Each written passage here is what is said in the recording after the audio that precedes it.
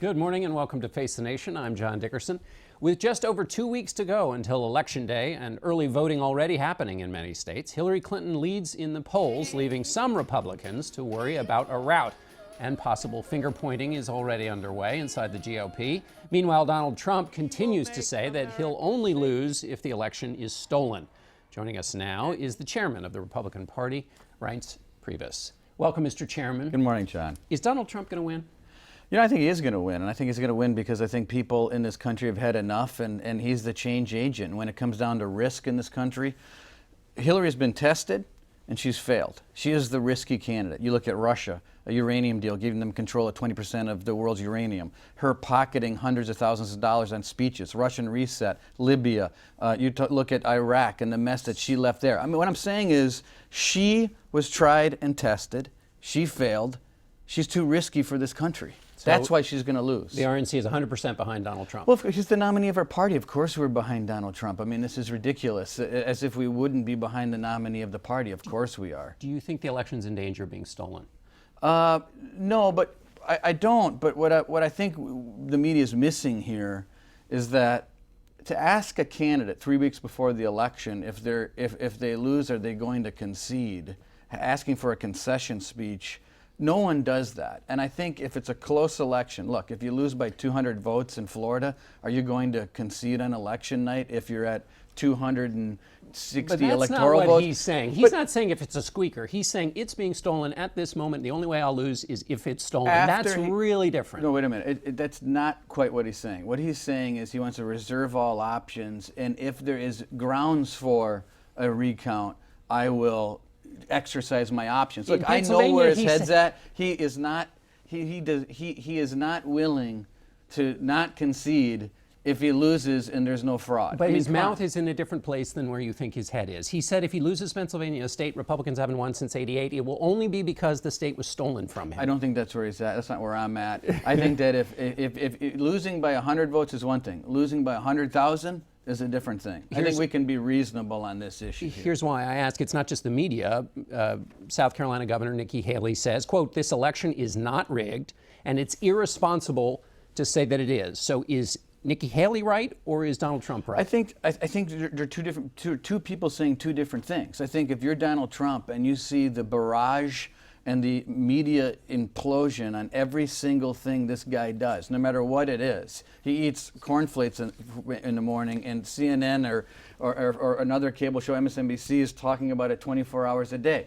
If you look at Hillary Clinton, what she's got away with on this email scandal, when you have General Cartwright going to potentially prison for doing 1/10 of her. Listen, but I'm trying to put you in the mind of a person who's running for president and sees this unbelievable world around him, and then you do hear about fraud at the ballot box, and you say, you know what?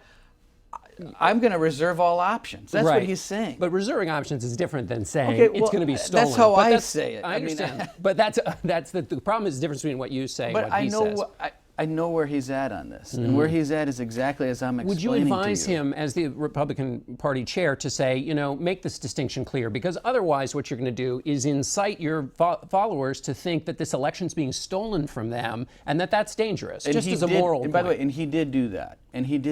He's still talking about election being stolen. And the week after. No, I don't mean his response to the debate. I mean just in general. When he goes out and says the election's rigged, he said it last night. Listen, I think he's trying to also tell his folks to watch out for this fraud that might occur. But look, it's not, I'm telling you, we know this is not millions of people, but what we're talking about are things like, if you look at the Milwaukee police report that came out about 6 years ago. The Milwaukee Police Department put out a 70-page report on election fraud in Milwaukee. This wasn't the Republican Party putting out the report. But I'm telling you is that this is real. So let's not go down this road where we're acting like this is some figment of people's imagination. But I think the Milwaukee Police report makes just precisely the point. They found fraud, but not enough to steal the election. It wasn't even close. Right. But if you lose by 100 votes, it might be. Right, but that's not. But anyway, let's move on, Mr. Chairman, because I want to ask you about last time you were here. You said Republicans who didn't support Donald Trump, who wanted to run for president in the future,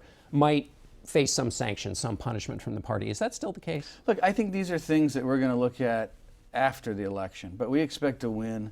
And I think that unifying the party is something that's always the job of a chairman of a party and all the people that are involved in our party, and that's what we expect to do.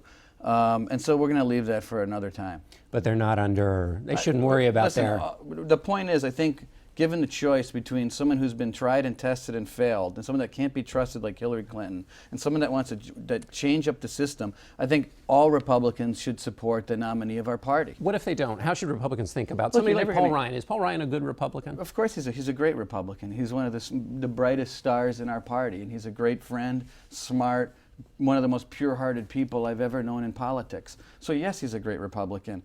I think all of the, when you have two parties, this isn't Italy. We don't have 12 different parties where everyone can fit neatly into a box. And so you have to understand that. Our job is to bring as many people into the room as possible and make the case. And so that's what we're doing every day. I want to ask you about bringing people into the room. That was the point of the autopsy that you had written after the 2012 election. And it said that look at the 2012 race, it said, quote, "The Republican Party needs to stop talking to itself. We have become expert in how to provide ideological and reinforcement to like-minded people." A lot of people would say that it describes exactly the kind of race Donald Trump is running. Totally opposite of what was argued the Republican Party should do in that autopsy. What do you say to that? I'd say, well, then you're not giving him any credit for going into Cleveland and Detroit countless times, talking about school choice, meeting with Black and Hispanic pastors, talking about the fact that the Democrats take advantage of these communities every 4 years, tell them what they want to hear, don't follow up with SBA loans for small business owners who happen to be Black or Hispanics. They don't follow up on education reform.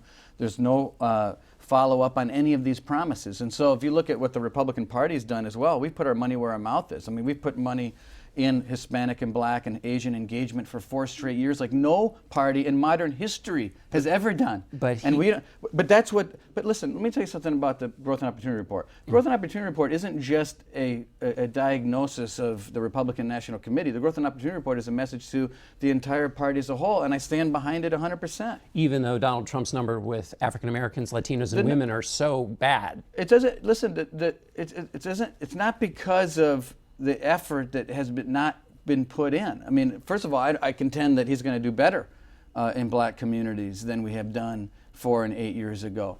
But what this prescription is a prescription for the long term, not the short term, and being active 24/7 in Black and Hispanic communities, talking about the issues that matter in those communities is what our party's all about. We are the party of Lincoln. We are the party of equality, freedom, and opportunity, and that's what we'll always be. All right, Chairman Reince Priebus, thanks. You bet.